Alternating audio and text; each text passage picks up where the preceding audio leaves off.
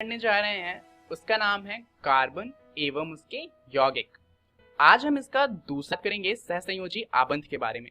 उसके बाद हम जानेंगे कार्बन की सर्वोत्तमुखी प्रकृति को और उसके बाद हम बात करेंगे श्रृंखलाएं, शाखाएं एवं वलय क्या होते हैं। परंतु एक बात, सहसंयोजी आबंध के बारे में तो हम पहली वीडियो में जान चुके हैं कि जब हम इलेक्ट्रॉन को आपस में बांटते हैं तो जो आबंध बनता है वो सहसंयोजी आबंध बनता है। तो आप जरूर सोच रहे होंगे कि अगर हम पहले ही सहसंयोजी आबंध पढ़ चुके हैं तो इसके बाद हम इसके बारे में फिर से क्यों पढ़ रहे हैं। चलिए इसके लिए एक सवाल पूछने दीजिए मुझे। सवाल है कि क्या आप सहसंयोजी आबंध के प्रकार जानते हैं? अब आप नहीं जानते कि सहसंयोजी आबंध के प्रकार क्या होते हैं, तो ये जानना तो जरूरी है। तो चलिए समझते हैं कि सहसंयोजी आबंध कितने प्रकार के होते हैं। दरअसल जो सहसंयोजी आबंध हैं वो इलेक्ट्रॉनों की संख्या के आधार पर 3 प्रकार के होते हैं। अब इलेक्ट्रॉनों की संख्या के आधार पर क्या मतलब है? हमने ये जाना था कि इलेक्ट्रॉन बांटने पे जो सहसंयोजी आबंध होता है वो बनता है। तो कितने इलेक्ट्रॉन बांटे गए हैं उसके आधार पर हम इन्हें अलग अलग भागों में बांटते हैं और उसी के आधार पर ये 3 प्रकार के होते हैं। सबसे पहला है एकल बंध। नाम से ही समझ आ रहा है कि यहाँ पर सिर्फ एक इलेक्ट्रॉन बांटा जाएगा। इसके लिए हम उदाहरण लेते हैं हाइड्रोजन का। हाइड्रोजन में क्या होता है कि परमाणु क्रमांक होता है 1, क्योंकि उसके पास एक ही इलेक्ट्रॉन होता है, एक ही प्रोटॉन होता है और एक ही न्यूट्रॉन होता है। तो यहाँ पर उसका इलेक्ट्रॉनिक विन्यास भी हो जाएगा 1, क्योंकि उसके पास एक ही इलेक्ट्रॉन है तो एक ही डालेगा अपने बाहर वाले कोश में। अब यहाँ पर उसकी संयोजकता कितनी हो जाएगी? 2 आ सकते हैं इलेक्ट्रॉन और उसके पास एक इलेक्ट्रॉन पहले से है, तो 2 - 1 यानी कि 1। तो संयोजकता कितनी हो जाएगी? 1। तो यहाँ पर उसे एक इलेक्ट्रॉन और चाहिए। अब हाइड्रोजन क्या करेगा, वो एक और हाइड्रोजन के एटम को ढूंढ के ले आएगा और उसको बोलेगा कि यार देख, मेरे पास एक इलेक्ट्रॉन है, तेरे पास भी एक इलेक्ट्रॉन है, हम दोनों क्या करते हैं आपस में अपना इलेक्ट्रॉन बांट लेते हैं। तो तेरे पास भी 2 इलेक्ट्रॉन हो जाएंगे और मेरे पास भी 2 इलेक्ट्रॉन हो जाएंगे, तो तेरा भी बाहर वाला कोश पूरा भर जाएगा और मेरा भी पूरा भर जाएगा, दोनों का फायदा हो रहा है। तो दूसरा हाइड्रोजन भी कहेगा हाँ सही बात है, और दोनों क्या करेंगे आपस में जो अपना इलेक्ट्रॉन है उसको बांट लेंगे और इससे एक आबंध बनेगा जिसे कहा जाएगा सहसंयोजी आबंध। और उसे हम एकल बंध भी कह सकते हैं क्योंकि यहाँ पर सिर्फ एक इलेक्ट्रॉन बांटा गया है। तो इसे दिखाने के 2 तरीके हैं। आप हाइड्रोजन का एटम यानी कि H लिखकर 2 डॉट बनाकर यहाँ पर गोले बना सकते हैं, यह एकल बंध को दर्शाता है। या फिर आप क्या कर सकते हैं, 2 हाइड्रोजन के बीच में एक सिंगल लाइन को खींच देंगे तो वो भी एकल बंध को दर्शाता है। चलिए अब बात करते हैं दोहरे बंध की। तो दोहरे बंध का भी नाम से ही समझ में आता है कि यहाँ पर 2 इलेक्ट्रॉन जो होंगे वो बांटे जाएंगे। इसे समझने के लिए हम उदाहरण लेंगे ऑक्सीजन का। ऑक्सीजन जो है उसका इलेक्ट्रॉनिक नंबर यानी कि जो परमाणु क्रमांक होता है वो होता है 8। तो यानी कि उसके के शेल में 2 इलेक्ट्रॉन होंगे और बाहर वाला जो शेल है उसमें 6 इलेक्ट्रॉन होंगे। तो इसलिए इलेक्ट्रॉनिक विन्यास हो गया 2,6। अब इसका संयोजकता कितना हो जाएगा? इसके बाहर वाले कोश में 6 इलेक्ट्रॉन पहले से हैं और टोटल 8 आ सकते हैं। तो ये तो आसान सा मैथ है, 8 - 6 बराबर में 2, तो उसकी संयोजकता कितनी हो जाएगी? 2। यानी कि ऑक्सीजन को 2 इलेक्ट्रॉन और चाहिए। अब वो क्या करेगा, वो भी एक ऑक्सीजन को ढूंढ लाएगा। अब इस ऑक्सीजन को भी कितने इलेक्ट्रॉन चाहिए? 2। तो ये दोनों क्या करेंगे आपस में अपने 2 इलेक्ट्रॉन्स को बांट लेंगे।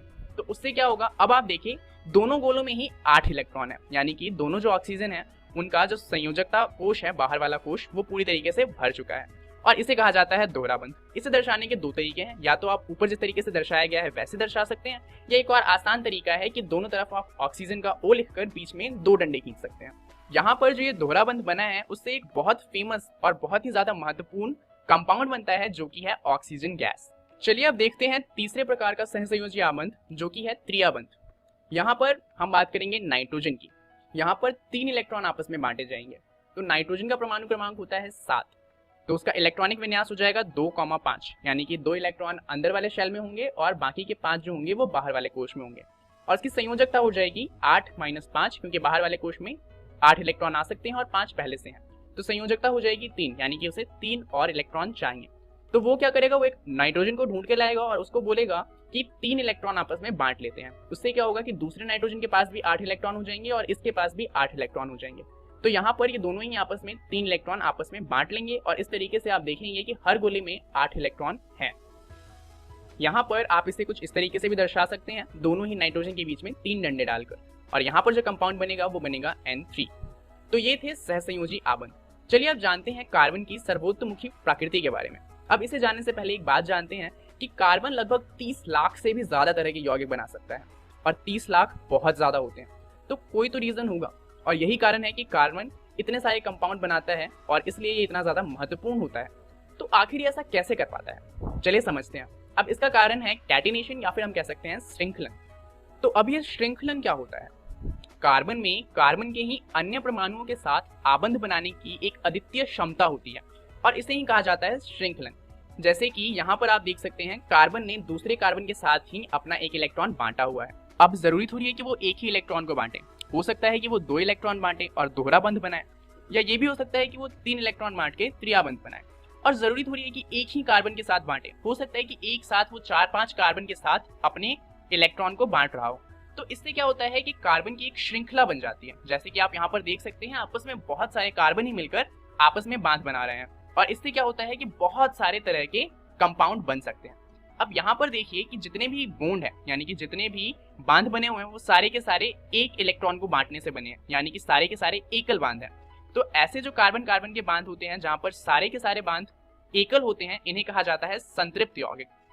और ऐसे कंपाउंड जहां पर एक या एक से ज्यादा बांध दोहरे या फिर त्रियाबांध होते हैं तो ऐसे कंपाउंड को कहा जाता है असंतृप्त यौगिक। अब यहाँ पर संतृप्त यौगिक और असंतृप्त यौगिक का क्या काम है उसे हम बाद में जानेंगे।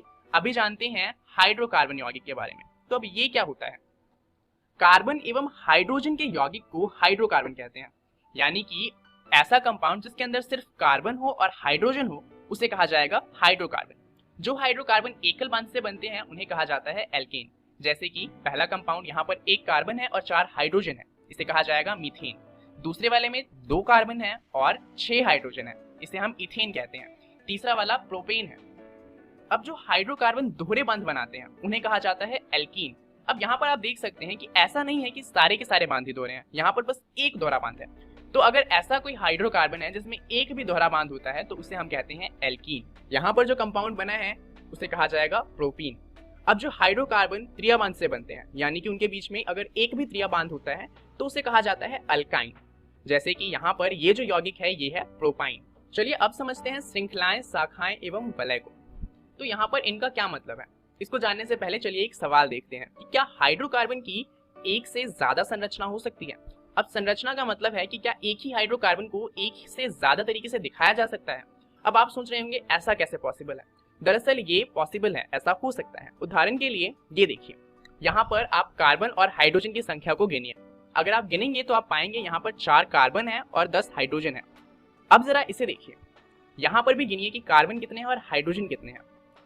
थोड़ी अजीब बात है परंतु यहाँ पर भी कार्बन 4 है और हाइड्रोजन 10 है। तो यहाँ पर ये जो दोनों कंपाउंड है वो बराबर है, उनमें अणुओं की संख्या भी बराबर है, परंतु इन्हें अलग अलग तरीके से दर्शाया गया है। तो इसे कहा जाता है समावयवता, जिसे हम इंग्लिश में कहते हैं आइसोमेरिज्म। चलिए देखते हैं कि इसकी डेफिनेशन क्या है। ऐसे यौगिक जिनके संगठन तथा अणुअवयव एक होते हुए भी उनके गुणों में विभिन्नता है, ऐसे यौगिकों को समावयवी कहते हैं, यानी कि आइसोमर कहा जाता है। और इस तथ्य का नाम समावयवता यानी कि आइसोमेरिज्म कहलाता है। तो यहाँ पर होता क्या है कि कार्बन की संख्या भी बराबर होती है, हाइड्रोजन की संख्या भी बराबर होती है, परंतु वो दर्शाए अलग तरीके से जाते हैं और उनके गुण अलग हो जाते हैं क्योंकि वो दर्शाए अलग तरीके से जा रहे हैं। उदाहरण के लिए यहाँ पर आप देखेंगे कि श्रृंखलाएं हैं, यहाँ पर जितने भी कंपाउंड हैं सब में 4 कार्बन है, परंतु उन्हें अलग अलग तरीके से दर्शाया जा रहा है। इसे कहा जाएगा श्रृंखलाएं, बिकॉज यहाँ पर कार्बन की श्रृंखला बन रही है। उसी तरीके से शाखाएं बनती हैं, जैसे कि आप यहाँ पर देख सकते हैं नीचे कार्बन की श्रृंखला है जहां पर एक कार्बन एक पेड़ की टहनी की तरह उससे बाहर निकल रहा है, तो इसे कहा जाएगा शाखाएं। ऐसे ही जब कार्बन से मिलकर एक पूरा चक्र जैसा बनता है, जैसे कि आप यहाँ पर देख सकते हैं, तो इन्हें कहा जाता है वलय। जैसे कि यहाँ पर बेंजीन है जो एक वलय बना रही है। तो ये है समावयवता यानी कि आइसोमेरिज्म। चलिए समझते हैं इस वीडियो में हमने क्या क्या देख लिया। हमने यहाँ पर सीखा कि सहसंयोजी आबंध क्या होता है, साथ में हमने जाना कि कार्बन की सर्वोत्तमुखी प्रकृति क्या है, जहां हमने जाना कि कार्बन अपने साथ ही आबंध बना सकता है, और लास्ट में हमने जाना श्रृंखलाएं, शाखाएं एवं वलय क्या होते हैं। अब इन सभी के बारे में आपको घर से अपनी एनसीईआरटी की किताब से पढ़कर आना है।